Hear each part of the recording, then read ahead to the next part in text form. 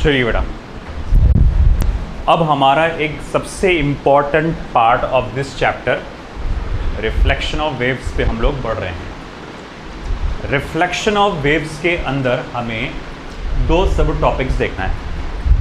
एक है change of phase due to reflection, एक है standing waves and normal modes. अब ये जो सब टॉपिक है उसके और सब टॉपिक्स अगर देखेंगे हम लोग, इसमें आएगा equation of standing waves, different modes of vibration on a stretch string, और साथ ही साथ sonometer experiment, vibration of air column and resonance tube experiment.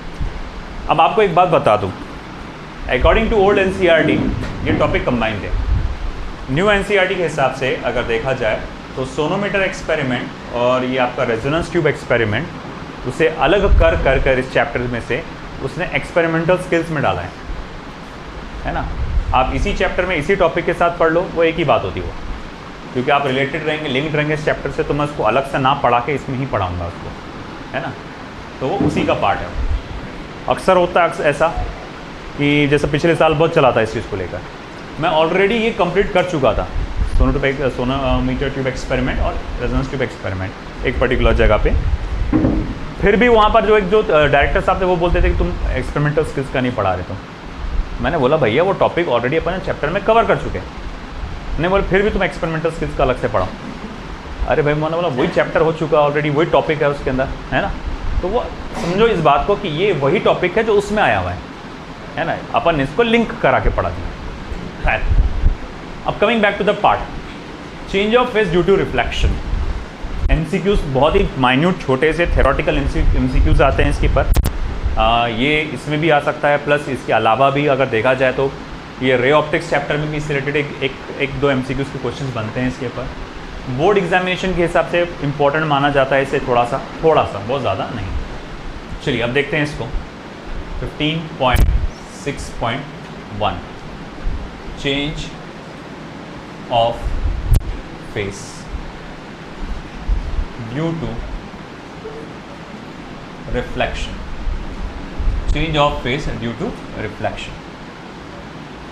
एक और मैं बात बताते चलूं, एनसीईआरटी में सिर्फ ट्रांसवर्स वेव का जिक्र है चेंज ऑफ फेस में, मगर स्टेट बोर्ड में एनसीईआरटी के अलावा लॉन्जिट्यूडनल वेव का भी जिक्र है। तो हमको दोनों देखना पड़ेगा, ट्रांसवर्स वेव भी और लॉन्जिट्यूडनल वेव भी, है ना। Transverse wave for NEET aspect में और लॉन्जिट्यूडनल वेव फॉर आप क्या स्टेट बोर्ड के एस्पेक्ट में। तो चलो सबसे पहले वाले पार्ट पे बढ़ते हैं हम लोग,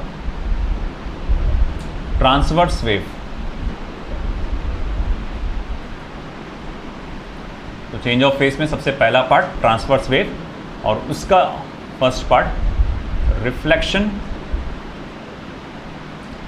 from denser medium. Reflection from denser medium.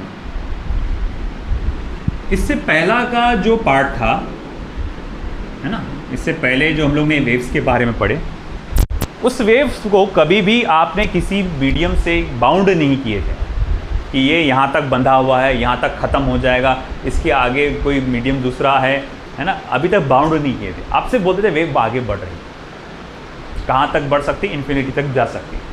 कभी भी आपने उसका लिमिट असाइन नहीं किए थे, मगर अब यहाँ पर लिमिट असाइन होगा कि आपकी एक वेव या फिर कोई भी एक जिसके मीडियम है जो सिर्फ यहाँ तक के है। जैसे रस्सी है, रस्सी को आप झटका मारते हो उसमें वेव जनरेट होती है, रस्सी आपका क्या हो जाता है, मीडियम। पानी है, पानी में पत्थर मारते हो उसमें वेव जनरेट होती है, पानी क्या हो गया, मीडियम। तो जो भी है उस मीडियम का एक बाउंड्री रहेगा। तो अब अगर मान लो एक जगह से वेव जनरेट हो रही और जाते जाते आगे तक जा रही, अब जो ये मीडियम है डिपेंडिंग अपॉन इट्स नेचर ना, ये इससे टकरा कर वापस आएगी। जब वो टकरा कर वापस आएगी तो देखो इधर से एक वेव आ रही है ना, और इधर से वो टकरा कर वापस आएगी फिर। तो इसी को हम लोग क्या कहेंगे कि यहाँ पर वेव का क्या हो गया, रिफ्लेक्शन हो गया। चलिए अब हम लोग आगे बढ़ते हैं। जैसे सबसे पहला एस्पेक्ट जो हमको पढ़ना है वो है reflection from a denser medium. मान लीजिए ये रस्सी कुछ इस तरह से थी, है ना, आपने उसमें एक पल्स जनरेट की, ऊपर से ऐसा झटका मारे तो उसमें एक लूप जनरेट हुआ। वो लूप शुरुआत में यहाँ था, वो लूप शुरुआत में यहाँ था। इसका मतलब सारे पार्टिकल्स कहाँ वाइब्रेट कर रहे हैं, ऊपर की तरफ, है ना। सारे के सारे पार्टिकल्स ये ऊपर की तरफ वाइब्रेट कर रहे हैं।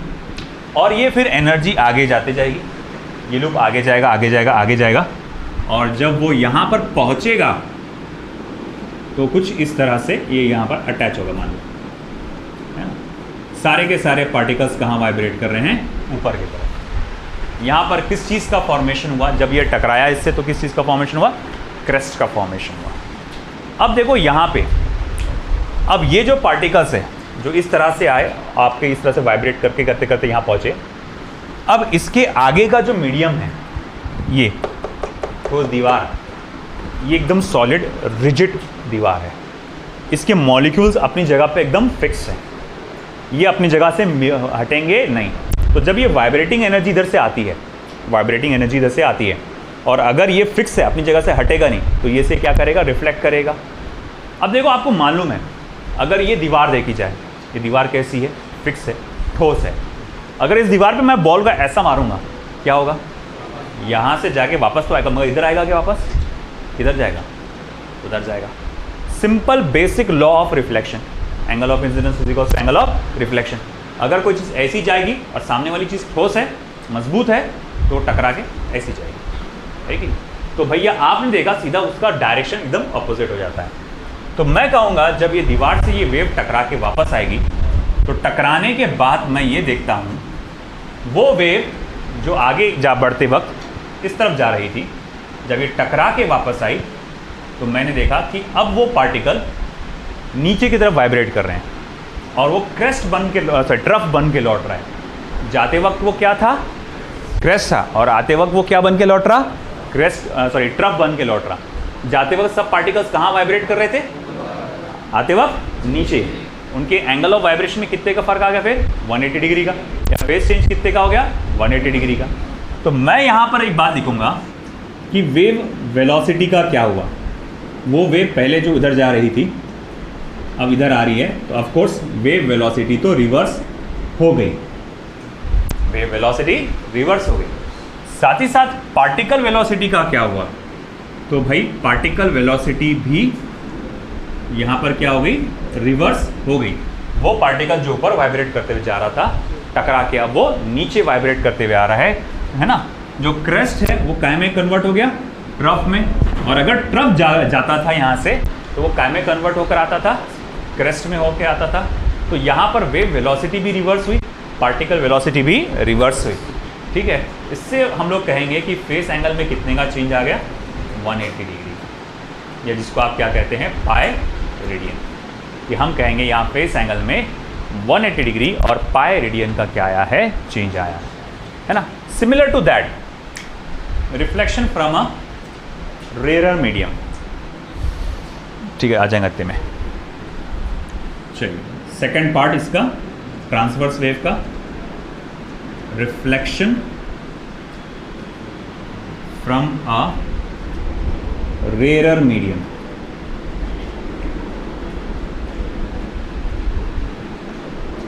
ये पार्ट थोड़ा सा आपको इमेजिन करना पड़ेगा। अब यहाँ प्रोजेक्टर नहीं है ना, तो पिछली बार जब प्रोजेक्टर था उधर हॉल में, तो मैंने ये वीडियोस बताया था बच्चों को कि कैसे वो आता करके, थोड़ा सा आपको इमेजिन करना पड़ेगा। अब इमेजिनेशन के लिए आप ऐसा इमेजिन करो कि देखो भैया, ये यहाँ पे एक रॉड है, रॉड, उसमें एक रिंग लगी हुई है जो ऊपर नीचे जा सकती है, और उस रिंग से अटैच है एक रस्सी, है कि नहीं, रिंग से अटैच है एक रस्सी। अब आपने क्या किए, उसे झटका दिए, वेव जनरेट किए, पल्स जनरेट किए, है ना। मैंने यहाँ से इसको करा, तो यहाँ से जैसे ही करा तो उसके अंदर वेव जनरेट हुई इस तरह से। अब यहाँ वेव जनरेट हुई तो, है ना, ये पल्स इस तरह से आगे बढ़ रहा है। जैसे कि आप देख सकते हैं इसमें क्या चीज़ का फॉर्मेशन हुआ है, क्रेस्ट का। ये क्रेस्ट लगातार लगातार लगातार लगातार आगे बढ़ता जाएगा। जब वो यहाँ पहुँचेगा, है ना, इस बार जो मीडियम है वो क्या है, आपका आसपास का सराउंडिंग मीडियम, एयर, एटमॉस्फेयर, वो है, वो उसके वजह से वापस आएगा। मगर फिलहाल जब ये क्रेस्ट यहाँ पर पहुँचेगा तो होगा क्या, तो ये उसके वजह से ये लूप जो रिंग है वो ऊपर चले जाएगी। तो मैं देखूंगा कि देखो झटके के वजह से ये जो रिंग पहले यहाँ थी वो कुछ इधर आ जाएगी, रिंग कुछ इस तरफ आ जाएगी, है कि नहीं। तो हमने देखा कि आपने झटका दिया, वो गया और ये जो लूप इस तरह से अटैच था वो यहाँ से यूँ करके आया और ये ऐसा गया ऊपर, है ना। टाइम पे आया करो जल्दी, दरवाजा बंद करो। तो देखो ये जैसा कि अगर मैं कहूँगा ये सर रिंग अटैच है और मैंने झटका दिया उसको यूँ गया वो, तो देखो जैसा ये गया तो ये ऊपर जाएगा लूज होने की वजह से। अब ऊपर जाने के बाद क्या होगा, ऊपर जाने के बाद क्या होगा, जैसे ये रिंग ऊपर गया तो ऊपर जाने के बाद क्या होगा, वो वापस नीचे आएगा।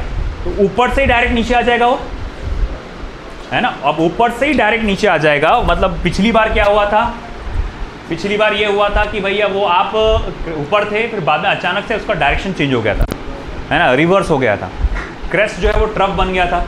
मगर इस बार क्या होगा कि देखो अभी गया तो वो ऊपर, मगर जब जल्दी बैठो मुश्तबा, जल्दी बैठ जाएगा, बाद में जब वो वापस आ रहा है, तो जब वो वापस आ रहा है तो जाते वक्त तो ऊपर तो गया था, मगर जब एनर्जी वापस आ गई टकरा के लौट के, तब भी वो ऊपर था और वो ऊपर से नीचे आया, ऊपर से ही क्या करा, नीचे आया। तो मैं बोलूँगा ठीक है, जब वेव आ रही थी तो ऐसा था, वेव जब वापस जा रही है तो ऐसा मामला है ना। जब वेव आ रही थी ऐसा ऊपर चला गया था, और जब वापस जा रही थी तो भैया ये क्या है, ऐसा मामला है कि ये ऊपर था, ऊपर से फिर वापस ये नीचे आ रहा है। तो मैं बोलूँगा अच्छा ठीक है, देखो भाई यहाँ पर वेव वेलोसिटी का क्या हुआ, वेव वेलोसिटी रिवर्स तो होती ही है, जाने वाली वेव इस तरह से वापस आ गई। अब जाते वक्त पार्टिकल किधर वाइब्रेट कर रहे थे, तो वो जाते वक्त पार्टिकल इस तरफ वाइब्रेट कर रहे थे, ऊपर की तरफ, क्रेस्ट बन गया था, है ना। आते वक्त पार्टिकल किधर वाइब्रेट कर रहे हैं, अभी भी ऊपर ही वाइब्रेट कर रहे हैं, है ना। जब ये आया और आपने ऐसा लूप यूँ गिरेगा नीचे तो क्रेस्टिज बन के लौटेगा ना।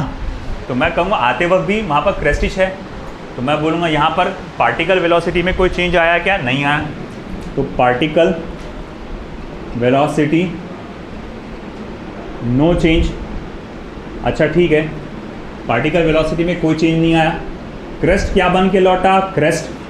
ट्रफ क्या बन के लौटा, ट्रफ। अब अगर मैं कहूँगा कि पार्टिकल वेलोसिटी में कोई चेंज नहीं आया, जाते वक्त वो क्रेस्ट था और जब वो नीचे गिरा तब भी वो उसने क्रेस्ट बन के नीचे गिरा, और वेव जब रिवर्स हुई तो क्रेस्ट बन के ही लौटा वापस। तो मतलब फेज डिफरेंस कितने का हुआ फिर, 0 डिग्री, क्योंकि भैया पार्टिकल की वेलोसिटी डिसाइड करती है फेज डिफरेंस, वेव वेलोसिटी नहीं। कौन डिसाइड करता है, पार्टिकल वेलोसिटी। जाते वक्त क्रेस्ट था, आते वक्त ट्रफ था, इसीलिए उल्टा हो गया था, इसीलिए फेज डिफरेंस 180 डिग्री। जाते वक्त क्रेस्ट था, आते वक्त भी क्रेस्ट था, अगर जाते वक्त ट्रफ होता तो आते वक्त भी ट्रफ होता, इसीलिए पार्टिकल वेलोसिटी चेंज हुई, इसलिए इसका angle 0 degree.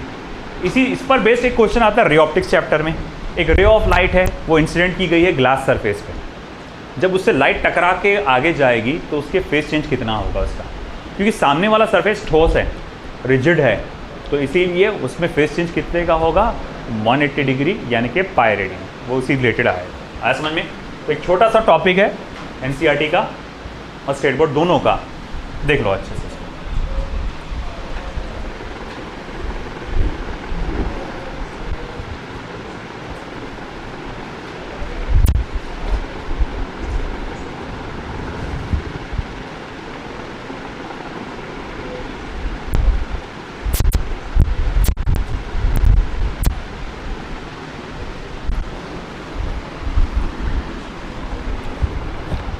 Amjad, Amjad,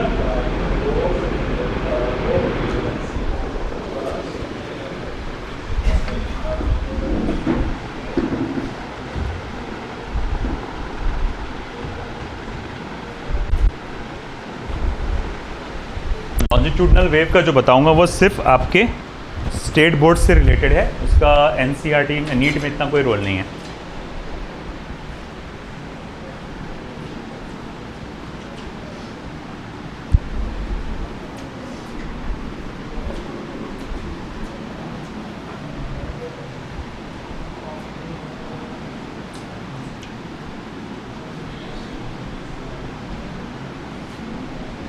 second part,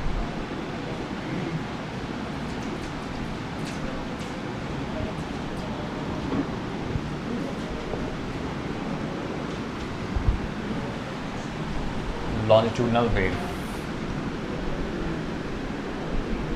इसका कंसेप्ट थोड़ा सा अलग है। कैसे तो दिखाते हैं आपको थोड़ी देर।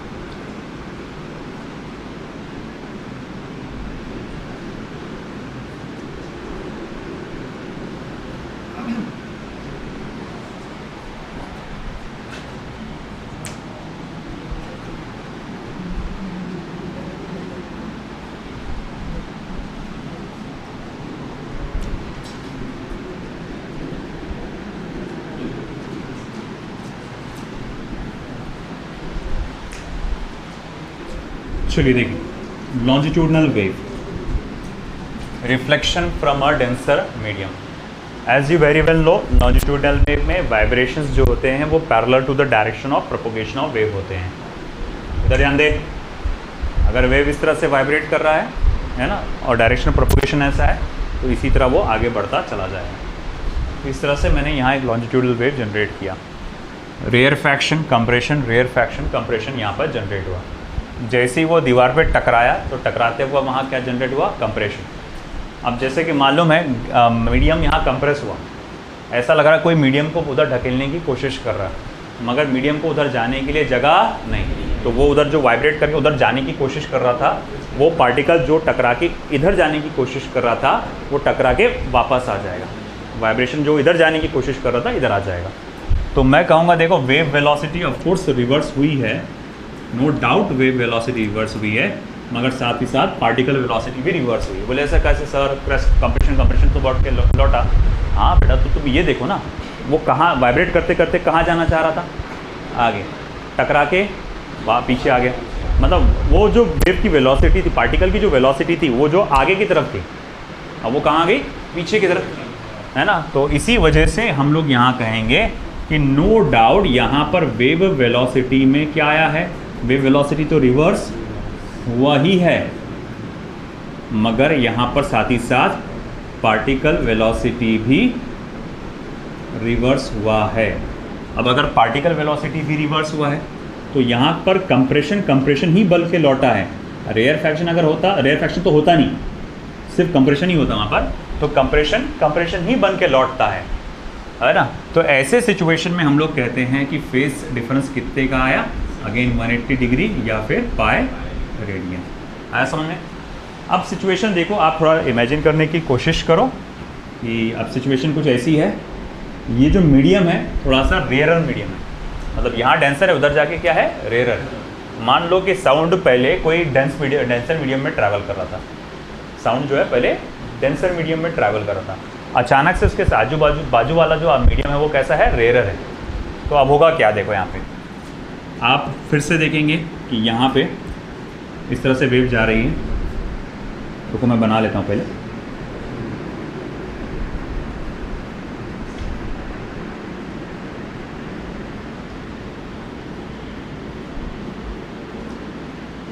देखो, compression, rarefaction, compression, rarefaction, compression, इस तरह जनरेशन हुआ। Compression, rarefaction, compression, rarefaction, compression.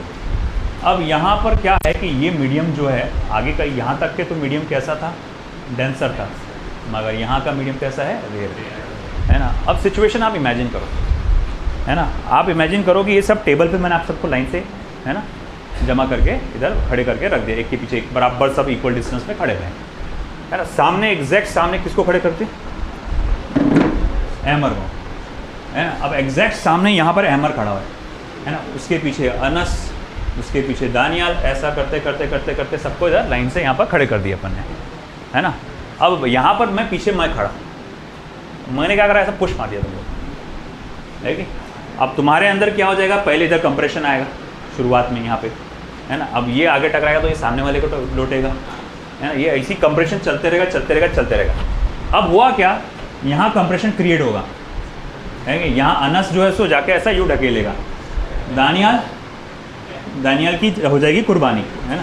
Daniyal नहीं, सॉरी, क्या, एमर गिर जाएगा यहाँ पर आगे, है कि नहीं। और जैसे ये मीडियम का कुछ हिस्सा रेयर मीडियम में चला गया, कुछ हिस्सा रेयर मीडियम में चला गया, तो यहाँ क्या क्रिएट हो जाएगा, रेयरफैक्शन, है कि नहीं। और फिर बाद में इस मीडियम चेंज होने की वजह से फिर बाद में कुछ बाकी की वेव वापस जाएगी।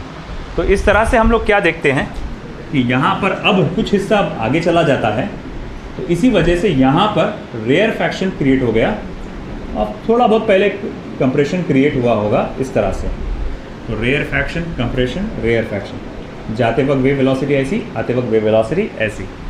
तो हम लोग कहेंगे कि यहाँ पर क्या हुआ है, वेव वेलोसिटी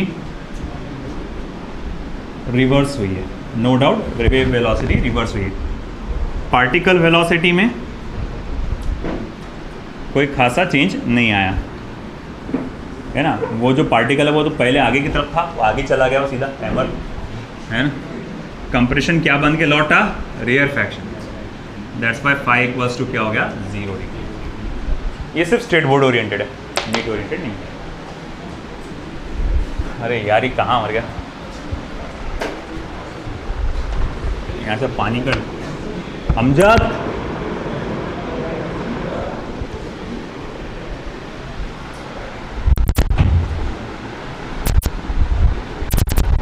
ये हो गया इधर का।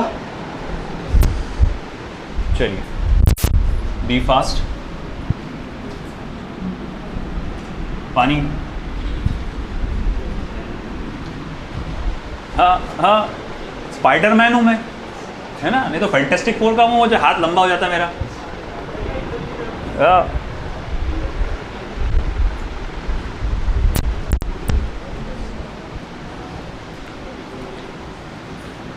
एक तो एसी बंद, यहाँ से पसीना पसीना निकल रहा पूरा।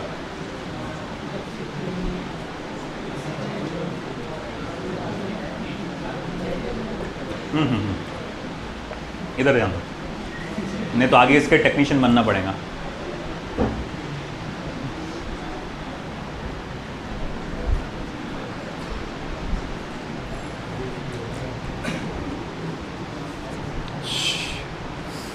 अस्तगफिरुल्लाह।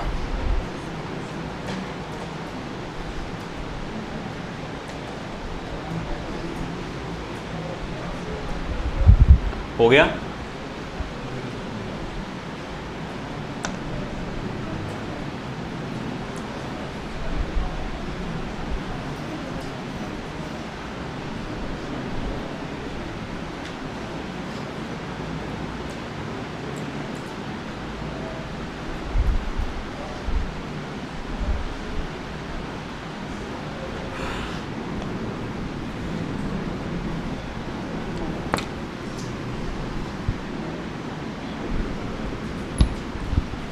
रिफ्लेक्शन ऑफ वेव्स में अब अगला पार्ट हमारा 15.6.2 standing waves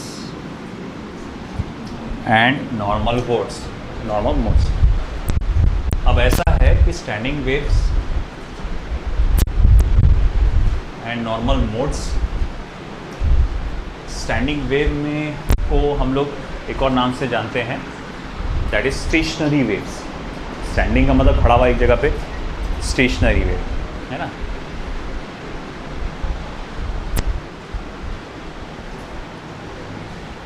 the wave generated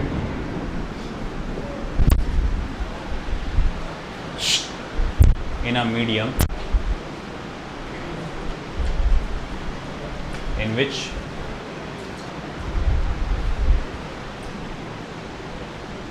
the energy of the medium remains localized or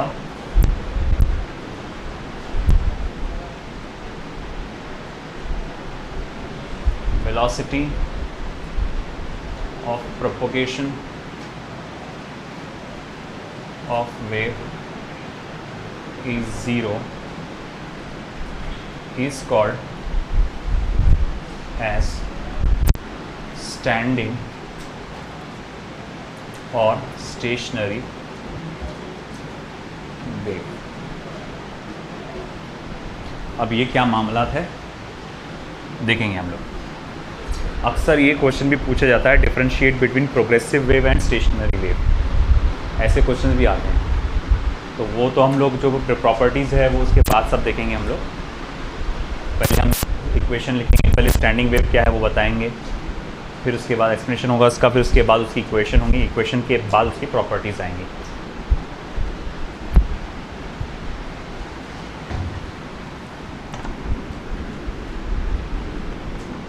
देखो, सादी प्रोग्रेसिव वेव में और स्टैंडिंग वेव में क्या फ़र्क है। सबसे पहले तो प्रोग्रेसिव वेव में फ़र्क ये रहता है कि अगर मीडियम बाउंडेड है तो सिर्फ एक ही साइड से होगा। देखो क्या हुआ, आपने यहाँ पर इसको लूप को एक झटका दिया, ये धागे को, तो यहाँ पर एक ऐसा पल्स जनरेट हो गया जिसको आप कहते हैं कि यहाँ पर क्रेस्ट का फॉर्मेशन हो गया।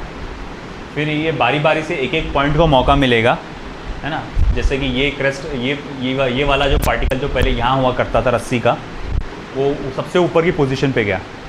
फिर थोड़ी देर के बाद उसके बाजू वाला पार्टिकल भी सबसे ऊपर जाएगा, थोड़ी देर के बाद उसके बाजू वाला भी पार्टिकल सबको ऊपर जाएगा। तो तुमको नोटिस कर रहे कि एक एक पार्टिकल को मौका मिल रहा है बराबरी से। हाँ भाई, तुम सबको ऊपर को मज़ा देंगे, हम बोलेंगे ना, जाओ तो सबको जाओ छत पे घूम के आओ। तो भैया सबको बराबर मौका मिल रहा है यहाँ पर जाने के लिए, और ये वेव जो है, ये जो एनर्जी है, आपको आगे जाते हुए यहाँ पर नज़र आ रही है। अब यहाँ पर देखो आगे क्या होने वाला है। अब हम लोग क्या करते हैं, इमेजिन करो कि यहाँ पर दो बाउंड्री सेट कर दिया है मैंने यहाँ पर, या फिर एक जो तार है या धागा है, ये दो रिजिड वॉल से ऐसा बंधा हुआ है। शुरुआत में टेंशन कम है, बहुत ज़्यादा टेंशन नहीं है, थोड़ा सा ही है। मैंने क्या किया, सब लोग इधर देखो, बाद में लिखते बैठना। मैंने क्या किया, यहाँ से नीचे से ऐसा प्लग किया, हल्का सा प्लग करके छोड़ दिया। तो होगा क्या, आपने यहाँ छोड़ दिए तो इसमें से वेव जनरेट होगी, इस तरह से ट्रांसवर्स वेव जाएगी, दीवारों से टकरा के वापस आएगी। फिर ये ट्रांसवर्स वेव ट्रैवल कर रही है at a velocity of v = √T/m। याद है ना, स्पीड ऑफ वेव। ये वेव जो है ट्रैवल कर रही है, individual wave at a speed of √T/m। अब देखो ये आ गई वेव जो अपोजिट डायरेक्शन में ट्रैवल कर रही है, और जैसे ही अपोजिट डायरेक्शन में ट्रैवल करने वाली ये वेव आगे आपस में मिक्स होती है। अब ये दो एग्जैक्ट आइडेंटिकल वेव्स थी, क्योंकि एक ही मीडियम था, बीचों बीच आपने प्लग किया, एग्जैक्ट आइडेंटिकल वेव्स थी, टकरा के वापस आई। तो अगर एग्जैक्ट आइडेंटिकल वेव है तो स्पीड भी एग्जैक्ट होगी सेम, बस डायरेक्शन कैसा है, अपोजिट है। तो दो आइडेंटिकल वेव जो एग्जैक्ट सिमिलर है, बस उनका एक चीज़ डिफर कर रहा है, वो है आपका डायरेक्शन। अब ये आपस में मिक्स होते हैं, इंटरफियर होते हैं।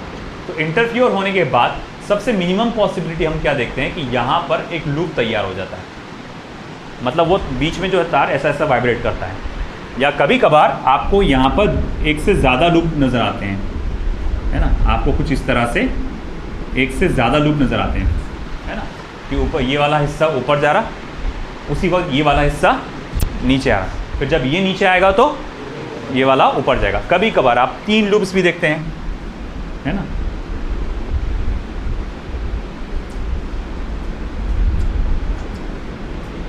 कभी कभार आप 3 लूप्स भी देखते हैं, ये वाला हिस्सा ऊपर, उसके बाजू वाला नीचे, और जब ये, और उस वक्त ये ऊपर, जब ये ऊपर जाएगा तो ये दोनों नीचे आ जाएंगे। और ये जब तक ये डेड नहीं होता, मतलब जब तक वाइब्रेशन चालू है, जब तक वाइब्रेशन चालू है, इस तरह से करके वाइब्रेशन चालू है, तो भैया ये वाला पार्टिकल जो अजीवन सबसे ज़्यादा उछल रहा है, वो आखिरी तक जब तक वाइब्रेशन डेड नहीं होता, ये सबसे ज़्यादा उछलेगा, है ना। उसके बाजू वाला थोड़ा कम, उसके बाजू वाला थोड़ा कम, उससे थोड़ा थोड़ा थोड़ा, और ये बेचारा सबसे गरीब, है ना, इसको वाइब्रेट होने का मौका ही नहीं मिलता। इस वाले को जो सबसे ज़्यादा उछलता है उसको बोलते हैं एंटी नोड। क्या बोलते हैं? एंटी नोड, है ना। और इसको क्या कहते हैं? नोड। जो बेचारा गरीब, जिसको उछलने का मौका ही नहीं मिलता, उसको क्या बोलते हैं? नोड। एंटी नोड है ना, नोड। इसी तरह यहाँ पर आपने देखे, है ना, आपने यहाँ करे, मान लो थोड़ा सा तार को कस दिया आपने, थोड़ा सा छोड़ दिया ऐसे वाइब्रेट करके, वापस से वो 2 वेव्स गई आए, तो अब ये तार को थोड़ा सा कसने की वजह से क्या होगा, अब यहाँ 2 लूप तैयार हो जाएंगे, है ना। अब यहाँ 2 लूप तैयार हो गए।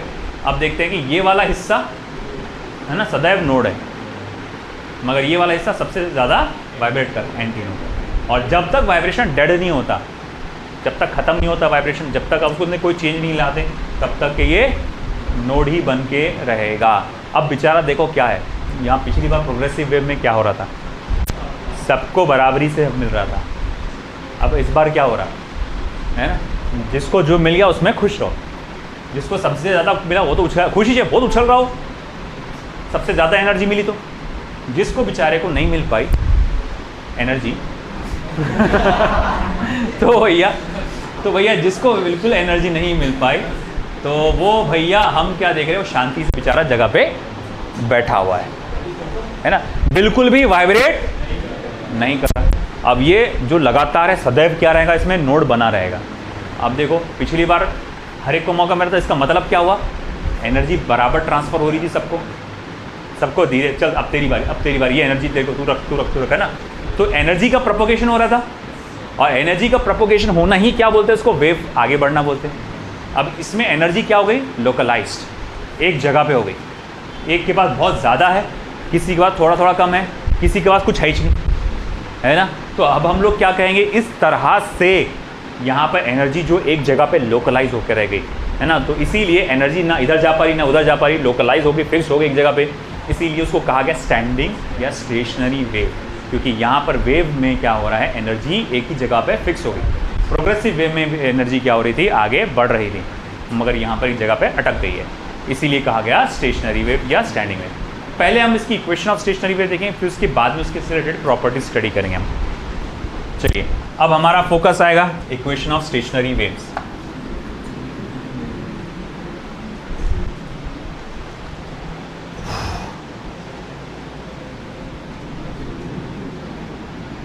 इक्वेशन ऑफ स्टेशनरी वेव, मैं जो ले रहा हूं ये equation according to state board, NCERT के इक्वेशन में थोड़ा सा फर्क है, वो बता दूंगा मैं उस दौरान।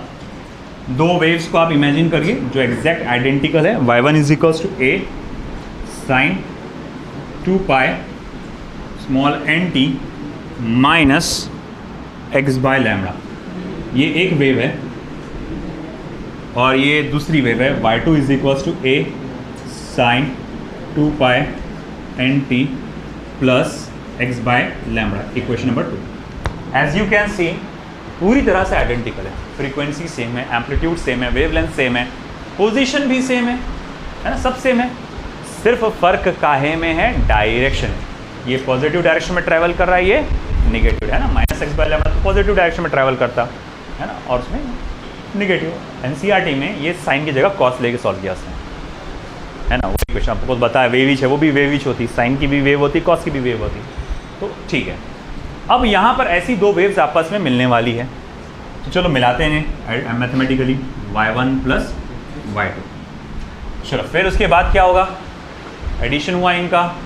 तो अब नई वाली वेव को आप कैसे लिखेंगे, a sine 2 pi N T minus x upon lambda plus a sine 2 pi N T plus x by lambda. अब इसमें से ए कॉमन निकाल लो, तो sine 2 pi N T minus x by lambda plus sine 2 pi N T plus x by lambda. ठीक है, अब यहाँ पर sine C plus sine D का फॉर्मूला लगेगा, फिर sine C plus sine D. अब मैथमेटिकली जानते होंगे शायद 2 sine C plus D by 2 into cos of C minus D by 2। ये मैथमेटिकली होता है sine C plus sine D का फॉर्मूला। तो लगाओ वो equation, y equals to A 2 multiply by sine, अब c प्लस डी बाय 2। देखो ये c है, ये d है, इसमें 2 पाई है, इसमें भी 2 पाई है। तो जब इनको c प्लस डी करोगे तो दोनों में 2 पाई है, तो तुमको नहीं लगता 2 पाई को बाहर निकाल सकते अपन कॉमन में। अब ऐड करो तो क्या होगा, N T minus x by lambda plus N T X by lambda. तो क्या हो जाएगा वो, ट्वाइस एन टी, इतना ही रह जाएगा सिर्फ, है कि नहीं, क्योंकि भैया ये क्या हो जाएगा, plus x by lambda minus x by lambda क्या हो जाएगा, कैंसल। जस्ट अ मोमेंट,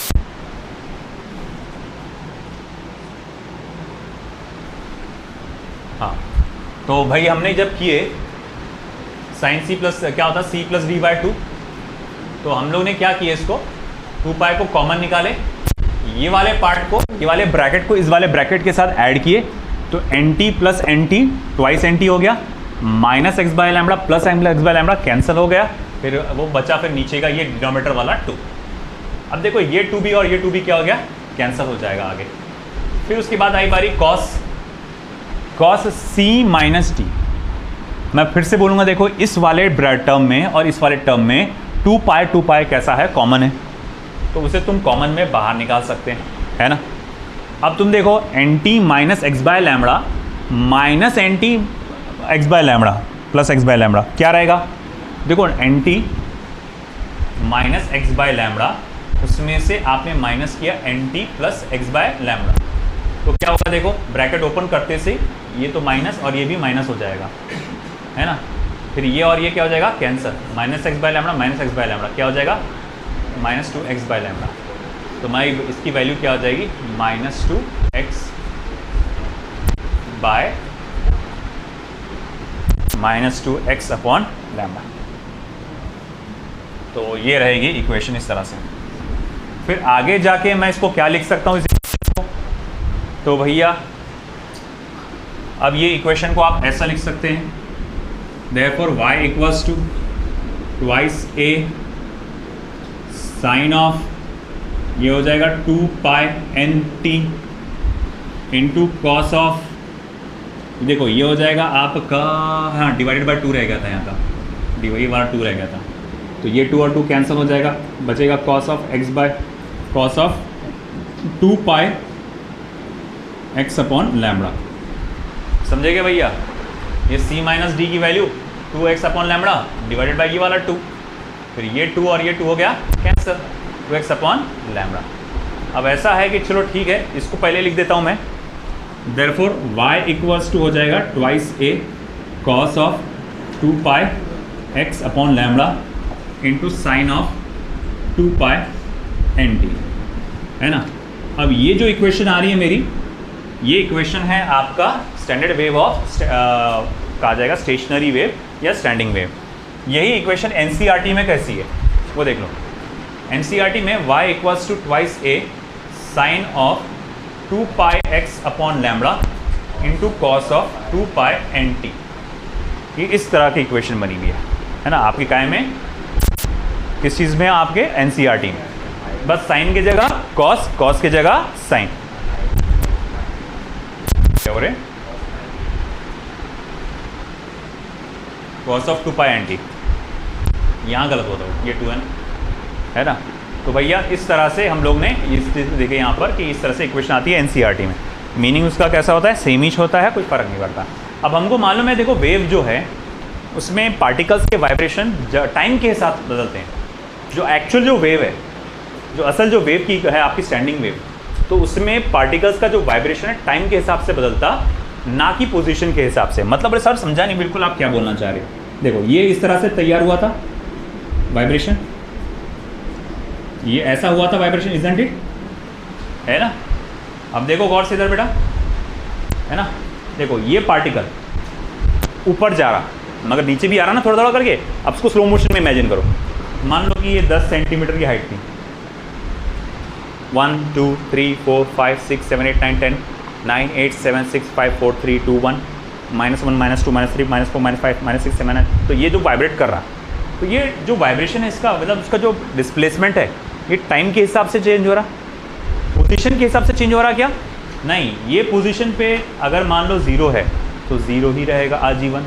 यहाँ पर मैक्सिमम 10 है तो फिर मैक्सिमम 10 ही रहेगा।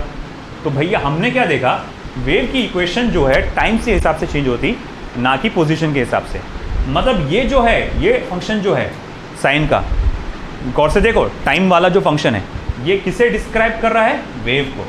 वो ये बता रहा है कि वेव में पूरी की पूरी वेव में चेंजेस कैसे आ रहे हैं वक्त के हिसाब से। बात समझ रहे हैं कि आपको ये फंक्शन किसे डिस्क्राइब कर रहा है? सिर्फ वेव को। और ये वाला जो फंक्शन है आपको ये जो नजर आ रहा है ट्वाइस ए cos 2π x अपॉन लैम्बडा, ये डिस्क्राइब कर रहा है हमारे एम्पलीट्यूड को।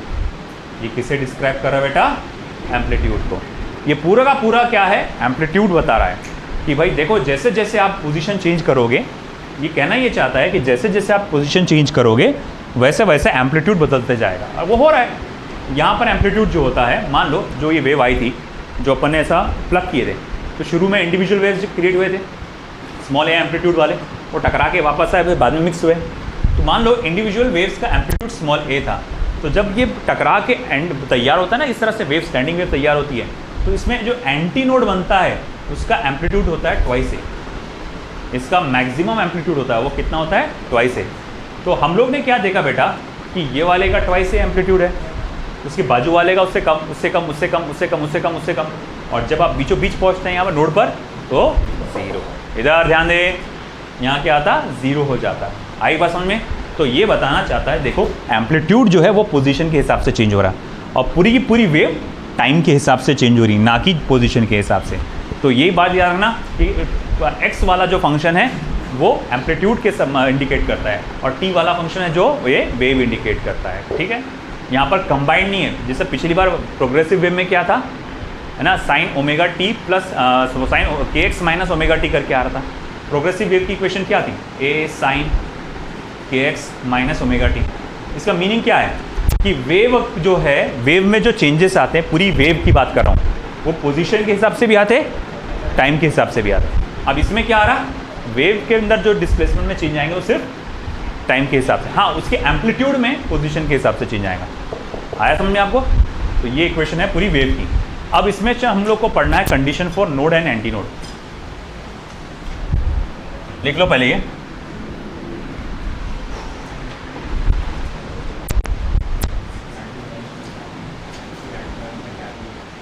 मिटा दिया तो कल लिख लो अपने मन से।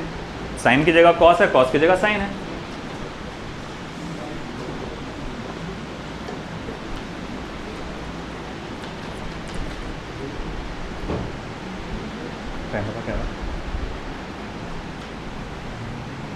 चलिए इधर का हो गया लेफ्ट साइड का part.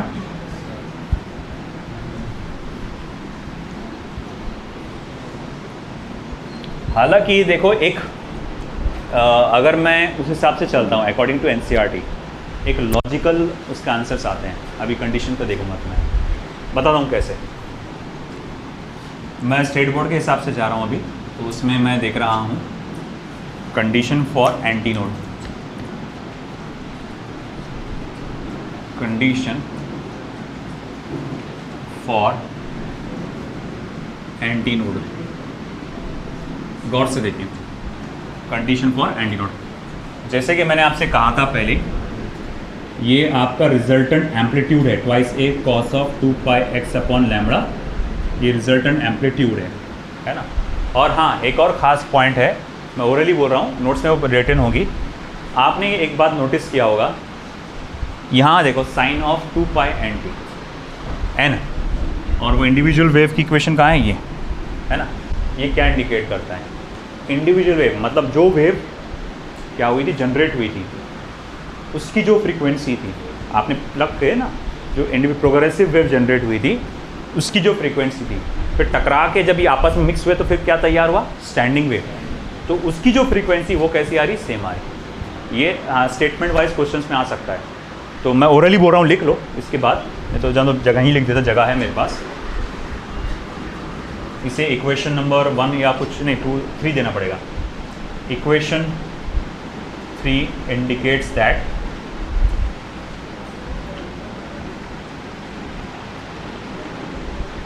frequency of standing wave is same as that of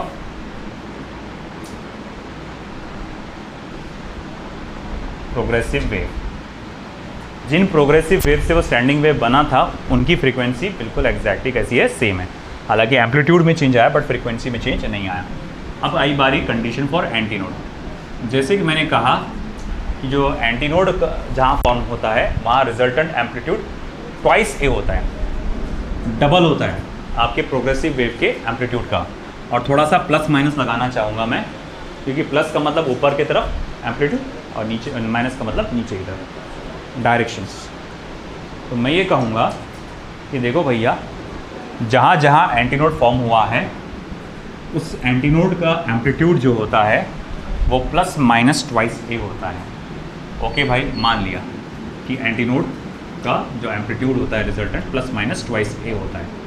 resultant amplitude का फॉर्मूला क्या है? तो twice A cos of 2 pi x upon lambda है। तो मैं आर की जगह ये वैल्यू लिख सकता हूँ, बिल्कुल लिख सकते हैं, कोई प्रॉब्लम नहीं, आप लिख सकते हैं, है ना। तो मैं बोलूँगा देखो एंटीनोड है ना, रिजल्टेंट एम्पलीट्यूड कितना होता है? ट्वाइस ए। तो उसकी जगह वो लिखो equation twice A cos of 2 pi x upon lambda. अब फिर आगे मैं लिखूँगा, अरे देखो ये ट्वाइस ए से ये ट्वाइस ए डिवाइड हो जाएगा, और अगर ये डिवाइड हो जाएगा तो फिर मैं यहाँ लिख सकता हूँ cos of 2 pi x upon lambda is equals two plus minus 1 is equals two plus minus 1। क्यों? सिंपल सी बात है, अगर cos of 2 pi x upon lambda की वैल्यू प्लस माइनस 1 रहेगी तो twice A cos of 2 pi x upon lambda की value plus minus twice ए रहेगी। और अगर ऐसा रहा तो आपका एम्पलीट्यूड मैक्सिमम रहेगा। यहाँ पर मैक्स लगा देता हूँ, ठीक है। फिर सवाल उठा, अरे यार ये कॉस की कौन से एंगल पे वैल्यू प्लस माइनस 1 होती है? देखो अगर 2 पाई एक्स अपॉन लैम्बडा की वैल्यू 0 है ना, पाई है, 2 पाई है, 3 पाई है, 4 पाई है, 5 पाई है एंड सो ऑन, बस इतना काफ़ी है। तो भैया आपकी जो वैल्यू प्लस माइनस 1 रहेगी। कॉस 0 1 होता है, cos pi minus 1, 4 pi cos 2 पाई 0, 3 पाई माइनस 1, 4 पाई 1, 5 पाई माइनस 1 ना, 1 माइनस 1 1 माइनस 1 1 माइनस 1 ये एंगल्स है। तो अगर एंगल्स की ये वैल्यू रहेगी तो आपका ये लगातार प्लस माइनस 1 आता जाएगा, फिर इसकी वैल्यू प्लस माइनस ट्वाइस से आती जाएगी, मतलब एम्पलीट्यूड आपका plus maximum amplitude plus minus twice a के बराबर आएगा। 2 पाई एक्स अपॉन लैम्बडा ना, 2 पाई एक्स अपॉन लैम्बडा। अब फिर सवाल उठा, अच्छा ठीक है भाई, मान लिया कि आपका इस तरह की सिचुएशन में ये आंसर्स मिलते हैं। फिर मैं आपसे पूछूंगा, अच्छा अगर x की किस वैल्यू पर है ना आपको ये 2 पाई एक्स अपॉन लैम्बडा की ये वैल्यूज़ मिलेगी? तो मैं बोलूँगा देखो सबसे पहले तुम x की वैल्यू 0 डालो। हाँ चलो डाल दिए, तो पूरा 0 हो जाएगा। और अगर मैं x की वैल्यू लैम्बडा बाई 2 डालता हूँ, x की वैल्यू लैम्बडा बाई 2 डालता हूँ, तो देखो डाल के लैम्बडा अपॉन 2, लैम्बडा कटा, 2 कटा, पाई बचा। या फिर x की वैल्यू सिर्फ लैम्बडा डाल के देखो, तो x की वैल्यू सिर्फ लैम्बडा डाल के देखो क्या आएगा तुम्हारा, 2 पाई आता, लैम्बडा कटता, 2 पाई बचता। फिर क्या आता, 3 लैम्बडा बाई 2। x की वैल्यू 3 लैम्बडा बाई 2 डाल के देखो तो फिर 3 पाई आता। x की वैल्यू तुम ट्वाइस लैम्बडा डाल के देखो, है ना, तो फिर आपको 4 पाई मिलेगा। x की वैल्यू 5 लैम्बडा बाई 2 डाल के देखो, है ना, तो ये आपको इस तरह से ये वैल्यूज़ मिलेगी। तो देखो x की इस वैल्यू पर आपको ये एंगल मिलेगा cos of 2πx upon lambda की ये वैल्यू मिलेगी और resultant amplitude plus minus twice a के बराबर होगा। अब वो ये बताना चाहता है कि अगर वेव की इक्वेशन ऐसी है, अगर हमारी जो वेव ट्रैवल हुई थी ना, गौर से सुनो 2 मिनट ध्यान दो, हम लोग ने जब वेव प्लग किया था साइन वेव यहाँ से जनरेट हुई थी। कौन सी वेव? साइन वेव जनरेट हुई थी, है ना। हालांकि जब आप प्लग करते हैं तो कॉस वेव जनरेट होती है। देखो तुम खुद ही, तुम पहले इसको कहाँ खींच डाल रहे हैं? एक्सट्रीम पोजीशन पे, और छोड़ रहे हैं ना तुम एक्सट्रीम पोजीशन पे छोड़ रहे हैं ना उसको, तो मतलब वो उस पर क्या जनरेट हुई होंगी? Cos wave. एनसीईआरटी में उसको प्रैक्टिकली बताया गया पूरा, स्टेट बोर्ड में साइन वेव ले लिया आसान करने के लिए। अगर साइन वेव जनरेट हुई, टकरा के बाद में स्टेशनरी वेव तैयार हुई इस तरह की, जिसकी इक्वेशन ये है, तो सबसे पहला एंटीनोड कहाँ तैयार होगा मालूम क्या? 0 पे। सबसे पहला एंटीनोड 0 पे तैयार होगा। बाद में अगला एंटीनोड कहाँ बनेगा? λ/2 पे। उसका अगला एंटीनोड लैम्बडा, उसका अगला एंटीनोड 3 λ/2 λ एंड सो ऑन। थोड़ा सा वो इमेजिन करने में मुश्किल जाता है कि अगर यहाँ मीडियम है तो यहाँ एंटीनोड कैसा बन रहा, तो ये इमेजिन करने में मुश्किल जाता है थोड़ा सा। ये देखो, अरे ये पहला एंटीनोड यहाँ पर ही बन गया शुरुआत में, है ना। फिर उसके बाद में यहाँ पर बना आपका नोड, और फिर उसके बाद यहाँ पर बना एंटीनोड। तो प्रैक्टिकल इमेजिनेशन में थोड़ा सा मुश्किल जाता है ना। मगर एनसीईआरटी ने इस बात का बड़ा ख्याल रखा, इसीलिए उसने डायरेक्ट इक्वेशन कॉस में लिया पहले। उसने बोला भी कि जैसे आप तार लेते हैं, तार लेंगे, तार को ऐसा खींचेंगे बीच में से, आप खुद सोचो, आप ये तार ऐसा था, अब वो ऐसा आ गया, खींच लिया ना आपने और छोड़ दिया आपने, तो ये जब यहाँ से ऐसा वाइब्रेट होना चालू करा यहाँ से, है ना, तो यहाँ पर पहले कौन सी वेव तैयार होगी? देखो यहाँ से कॉस वेव, है ना। तो कॉस वेव तैयार होती है, तो वो कॉस वेव जाती है, टकरा के वापस आती है। फिर यहाँ पर जैसा मैंने आपको बताया एनसीईआरटी के अकॉर्डिंग चेंज आता है, यहाँ पर sin 2πx अपॉन लैम्बडा करके लिख के आता है। और जब वो सब कैलकुलेशन जब आप यहाँ पर करते हैं, तो सबसे पहला यहाँ जो वैल्यू आता है एंटीनोड का, नहीं इस बार 0 नहीं आएगा, इस बार λ/2 आता है। पहला एंटीनोड लैम्बडा, अब वो सही है ना, देखना। तो ये इस तरह से वेव तैयार हो रही है, यहाँ नोड 0 पे तैयार होगा, और पहला एंटीनोड कहाँ तैयार होगा? है ना, ऐसा। तो हम लोग कहेंगे ठीक है भाई,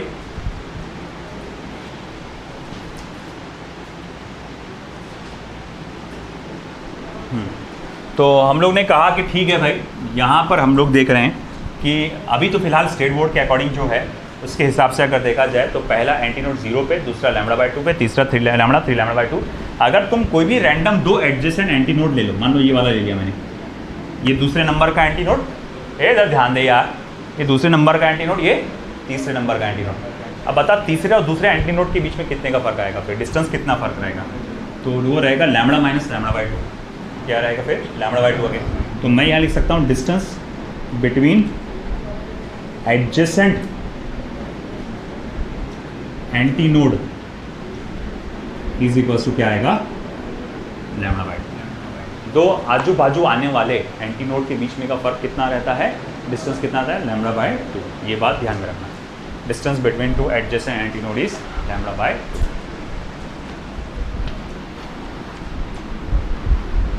अब जिस तरह से आपने कंडीशन फॉर एंटीनोड देखा, वैसे ही कंडीशन फॉर नोड भी देखना है अपने को। देखो सेकंड आएगा कंडीशन फॉर नोड। अब कंडीशन फॉर नोड में क्या होता है? देखो रिजल्टेंट एम्पलीट्यूड वहाँ तो सबसे मिनिमम होता है, यानी कि 0 होता है, यानी कि twice A cos of 2πx upon lambda equals to 0 होता है। ट्वाइस ए को उधर ट्रांसफर करो, cos of 2πx upon lambda equals to 0 होगा। 2πx upon lambda equals to क्या होगा? देख, अब वो बोल रहा कि देख, अगर मान लो एम्पलीट्यूड मिनिमम है, मतलब twice A cos of 2πx upon lambda की वैल्यू क्या है? 0 है। ये कब पॉसिबल है?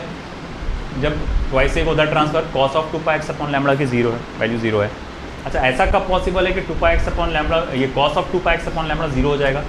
जब इसकी वैल्यू रहेगी π/2, है ना, π/2, 3π/2, 5π/2, 7π/2, मतलब ऑड मल्टीपल ऑफ π/2। अगर ट्रिग्नोमेट्री का नॉलेज होगा तो आपको मालूम होगा, ऑड मल्टीपल ऑफ π/2 अगर रहा तो कॉस की वैल्यू 0 आती है हमेशा। तो ये हमेशा आपको ये वैल्यू क्या देगा? 0 देगा। अच्छा ठीक है भैया, मान लिए कि आप लगातार इस वैल्यू को 0 देने वाले हैं,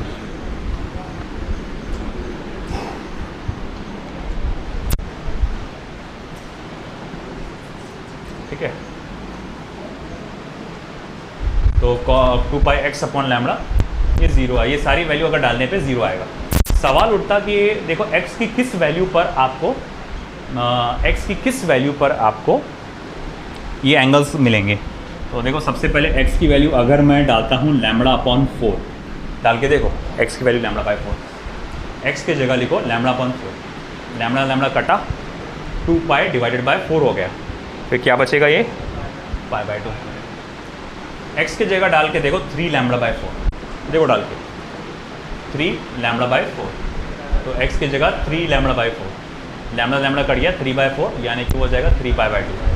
x की जगह डाल के देखो 5λ/4, 7λ/4 एंड सो ऑन। तो आपको ये सारी वैल्यूज़ मिलेगी, है ना। अब अगर ऐसा है कि ठीक है, ये क्या बताना चाहता है कि अगर वो दी गई इक्वेशन के हिसाब से आपका स्टेशनरी वेव बना था तो पहला एंटी नोड तो 0 पे तैयार हुआ था, मगर पहला नोड कहाँ बनेगा λ/4 पे, और दूसरा नोड 3λ/4 पे, तीसरा नोड 5λ/4 पे।